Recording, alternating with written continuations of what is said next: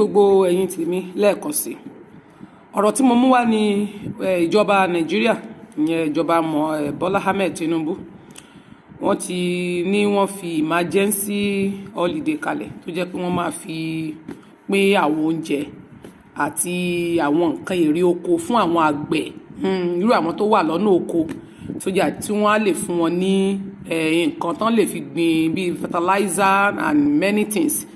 tó yẹ pé wọ́n á lè fi dá oko àti àwọn nǹkan tán lè fi jẹ́ kí nǹkan oko wọn wù torí many things tí wọ́n ń lò náà láwọn ayé ìgbà kan rí but nísìn ẹ mọ̀ gbogbo nǹkan ló ti di ọ̀wọ́n gógó lórí ẹ̀ ti ní ṣùgbọ́n ìjọba ti ṣetán láti mójútó bẹ́ẹ̀ láti pín àwọn nǹkan èrè oko yìí fún wọn and then fún àwọn tán fẹ́ fún ní oúnjẹ àti 80,000 naira tán ni wọ́n mọ̀ fún wọn lóṣooṣù fóṣù mẹ́fà now ọ̀rọ̀ tí mo mú wá lórí ẹ̀ ni pé tí mo kàn fẹ́ rọ ìjọba fún ni pé àwọn tí ẹ bá máa kó nǹkan èrè oko fún láti lè pín fún àwọn ènìyàn ẹ jẹ́ kó jẹ́ ọwọ́ àwọn èèyàn tó jẹ́ èèyàn gidi torí tẹ́ ẹ bá tún lẹ́ẹ̀kọ́ bẹ́ẹ̀ yẹn wọ́n tún máa ń tà á wọ́n máa ń ta gbogbo nǹkan tíjọba bá kólẹ̀ pé bóyá wọ́n fún àwọn èèyàn àwọn tó wà nídìí ẹ̀ yìí wọ́n máa ń tà fún àwọn èèyàn yá yìí wọ́n máa ń tà fún àwọn bàbá yìí wọ́n á tún ní kán máa mú oye owó kan wá kán tó gbà á àwa gangan fi ara nira wa lára nígbà tí ìjọba gan tún ṣe tiẹ̀ now ìjọba ti gbé ìgbésẹ̀ láti ṣe nǹkan ẹ má tún ta eléyìí ni mo ṣe ń pariwo ẹ má tún wá fi eléyìí ṣe sentiment pé àwọn family kan ní kẹ́ lọ fún àbí kẹ́ ẹ fi ṣe party pé APC nìkan lẹ fẹ́ fún torí pé APC nìkan ní kẹ́ láwọn tó campaign fún yín nìkan lẹ máa fún àwọn èèyàn yín kó mọ̀ lọ kan ará àta tẹ́ ẹ bá fẹ́ kí ìlú dá tó tẹ́ ẹ bá lọ fún àwọn AC nìkan tó jẹ́ party yín nìkan candidate yín nìkan lẹ fẹ́ fún kò sí bí àwọn tó jẹ́ opponent yín ò ṣe ní dìde wípé irọ́ lẹ pa ṣe nǹkan kan sílùú tẹ́ ẹ bá ti torí pé àwọn tó campaign fún yín lẹ fẹ́ fún láwọn nǹkan wọ̀nyí wọ́n lè bínú sí wípé wọ́n lè gbé jáde torí wọ́n á dẹ̀ jẹ́ kẹ́ rí wípé ẹ pin ó dẹ̀ máa di pé ó máa spread ẹ make sure pé kó kan kẹ́ ẹ pin láti ojúlé dójúlé bó bá ṣe é ṣe ẹ mọ̀ jẹ́ pé láńlọ́ọ̀dù àdúgbò pẹ̀lú security ni àdé àwọn ọlọ́pàá tẹ́ ẹ bá máa lò tẹ́ ẹ máa fi sọ wọn kọ́ mọ̀ tó ń lọ gbà bọ̀dẹ̀ torí ọ̀pọ̀lọpọ̀ ló jẹ́ pé gbogbo tó bá ti ṣe léèní wọ́n máa ń pawọ́pọ̀ ni ọlọ́pàá gan tún máa ní ìpawọ́pọ̀ lé wọn lórí ó gba àwọn nǹkan yìí àdé lórí àwọn nǹkan èrè oko ẹ̀mọ̀ pé àwọn màmá ẹ̀ máa ń dáko tẹ́lẹ̀ àwọn bàbá ẹ̀ máa ń dáko ẹ jẹ́ kí security wà nínú igbó torí àwọn Boko Haram tán wà nínú igbó àwọn Fúlàní herdsmen tí wọ́n sì ń jíyàn gbé àtọ̀pọ̀lọpọ̀ àwọn tó máa ń jíyàn gbé tí wọ́n máa ń gbéyàn gba ransom jíyàn gbé pa owó kidnap àwọn èèyàn ẹ bá wa mójútó bẹ̀ yẹn torí tẹ́ bá lẹ̀ fún wọn ní nǹkan èrè oko tí wọ́n rí bí lọ sọ́nà oko tàbí tí wọ́n tún pa wọ́n lọ́nà oko sẹ́yìn pé nǹkan tẹ́ fún wọn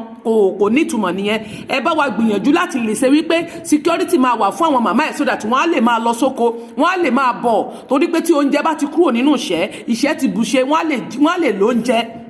àwọn ìmọ̀ràn tí mo fẹ́ fún ìjọba nìyẹn àndí àwọn ìyẹn mọ̀ jẹ́ kán máa tẹ mójútó bẹ́ẹ̀ wọ́n máa ń ta o ẹ mọ̀ jẹ́ kí wọ́n ta nǹkan tẹ́ bá tún lẹ́ kó lẹ̀ bí fertilizer àwọn nǹkan èrè oko tẹ́ fẹ́ fún wọn tó yẹ pé wọ́n lè fi gbin àwọn nǹkan wọ̀nyí ẹ mọ̀ tún jẹ́ kán tà tó náà máa ń gba ọ̀nà ẹ̀bùrú àndí ẹ̀yin tán bá kó fún náà lẹ́ẹ̀kan sí ẹ má tà fún àwọn èèyàn ẹ má dẹ̀ fi sentiment sí pé àwọn family yìí lẹ fẹ́ fún tẹ́ bá yẹ pé lóòtútù ẹ fẹ́ kí ìjọba Bọ́lá Ahmed Tinubu tẹ́ bá sọ pé ẹ fẹ́ kó nítumọ̀ pẹ̀lú gbogbo nǹkan tó ń gbé kalẹ̀ tó bí bẹ́ẹ̀ kọ́ tẹ́ bá lọ fún àwọn tó pé àwọn gúrùpù yín nìkan lẹ fún tíìmù yín nìkan tẹ́ ẹ bá lọ sọ pé ẹ lọ gbé fáwọn woman leader group yín woman leader team yín àwọn ìyá kìíní kan lọ́jà yín tó jẹ́ ti APC tó wẹ́ pé àwọn ara yín nìkan náà pé fún àwọn opponent yín máa dìde láti sọ fún yín pé irọ́ lẹ pa ara yín nìkan lẹ fún àwọn ará àta so níwọ̀nba yẹn mo fẹ́ fi fídíò yìí hàn yín kẹ́ wo fídíò náà so that kó má dàbí pé irọ́ ló ń pa gbogbo nǹkan ló ń parọ́. Thank you so much. God bless. It's now time to take a look at news stories making headlines around the globe. Nigeria's President Bola Tinubu has declared a state of emergency on food security. It's in response to the rising cost of foodstuff. Special advisor to the president, Dele Alake, announced measures to reverse inflation and ensure future supplies of affordable food. State House correspondent Adesua Omoran reports. It is no longer news that Nigerians are grappling with high cost of food items. While availability is not an issue, it has become increasingly difficult for many to afford the hiking prices. The president's decision to remove subsidy on fuel has further aggravated an already precarious situation. To reverse the trend, President Bola Tinubu has declared a state of emergency on food security and announced a series of initiatives aimed at ensuring uninterrupted supplies of affordable foods for ordinary Nigerians. Among the key interventions are the immediate release of fertilizers and grains to farmers and households to mitigate the effects of subsidy removal, while the central bank will continue to play a pivotal role in funding the agricultural value chain. Accordingly, and in line with this administration's position on ensuring that the most vulnerable are supported, the President has declared with immediate effect the following actions. 1, a state of emergency on food security. 2, that all matters pertaining to food and water availability and affordability as essential livelihood items be included within the purview of the National Security Council. As with most emergencies, there are immediate, medium, and long-term interventions and solutions. In the immediate term, this government intends to deploy some savings from the fuel subsidy removal into the agricultural sector, focusing on revamping the agri sector.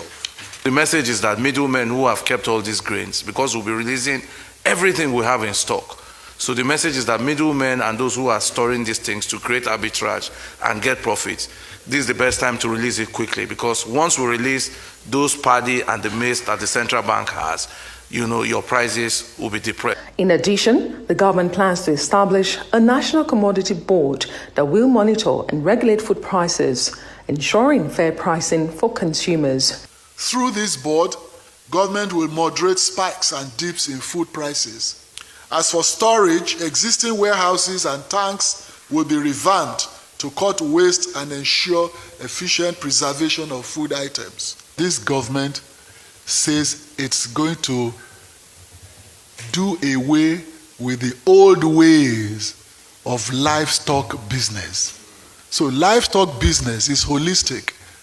whether herders, grazers, whatever. Efforts to facilitate trade and increase revenue from food and agricultural exports are also highlighted. The government aims to streamline customs processes and reduce transportation costs, benefiting both producers and consumers. With these interventions, the government hopes to not only address the immediate crisis, but also create employment opportunities in the agricultural sector. However, Nigerians eagerly await to see the implementation of these initiatives, hopeful they will bring more affordable food items for them. From the presidential villa, Adesua Omoruan, Arise News.